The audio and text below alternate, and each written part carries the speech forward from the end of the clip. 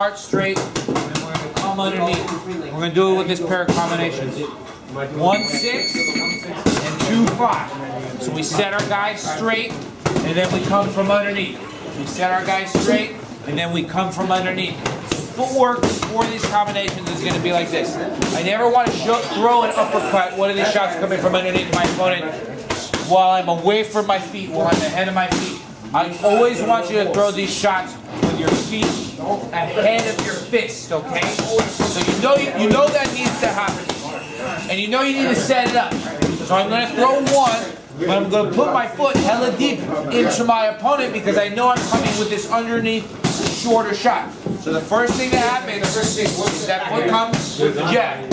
Now my foot is where I want it to be, well ahead of me. I can come from underneath with that shot. Now I still have balance for whatever's going to happen next.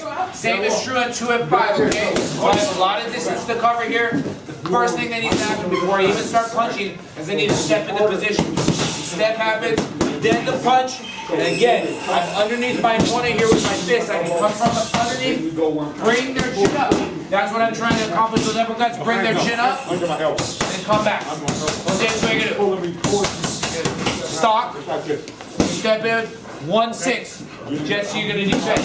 Jesse, you're going to stock, you step in 1-6, you're going to defend. Then you're going to step in 2-5. Then you're going to step in 2-5. And we're just going to continue with that and see where the live body is. And the reason I'm going over these combos is because I'm asking guys to throw this combination and they're going here. 1 and 6, or 2 and 5. But that shit doesn't make any sense because he's here for the jab. He's not going to now be that close to you right afterward, right? You have to get those shots coming into the same place.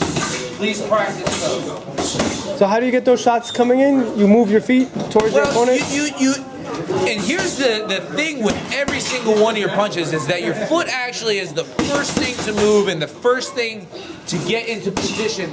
Now, it's difficult to see on a highly proficient boxer, one of these pros, that it's happening. A lot of people, they'll look at it and they'll think it happens at the same time.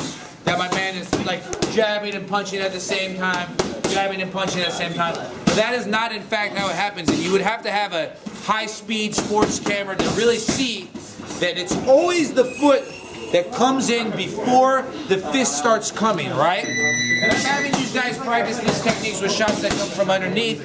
But honestly, every single punch of your repertoire, you're going to have to put your base there before you start coming with your power, right? And the idea, and look, and this is a very exaggerated way to think about it, but the idea is here.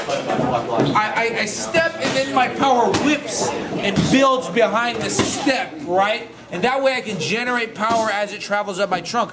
Now if I were to step and punch at the same time, the power that I start with is going to be the same power that I end with because nothing grows. There's no exponential factor coming up.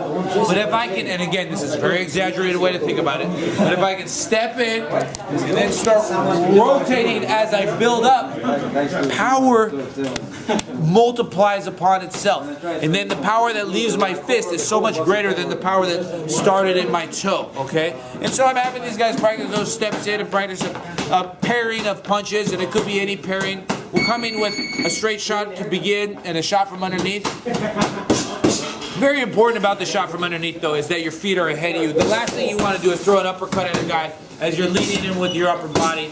First off, if you hit this guy, it's not going to be anything on that punch. And second off, you're bait for a counter. And the counters that come off of uppercuts are usually KO type of counters. So always foot first. Always foot first. And the better you get at foot first,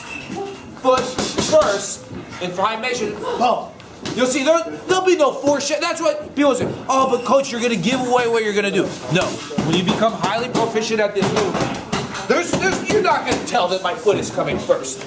You're going to have to, Ellie Sickback's going to have to come and videotape me and then go home and put it in his computer program and slow me down to actually see that lead foot happens first. But I promise you it does. And you look at any proficient fighter, any guy in the top 10, and you take that same high-speed camera and you'll see that they're putting themselves in position before they punch. There you have it, Brandon Krause. Great explanation. Always foot first. EsNewsReport.com. I'm Ellie Sickback reporting.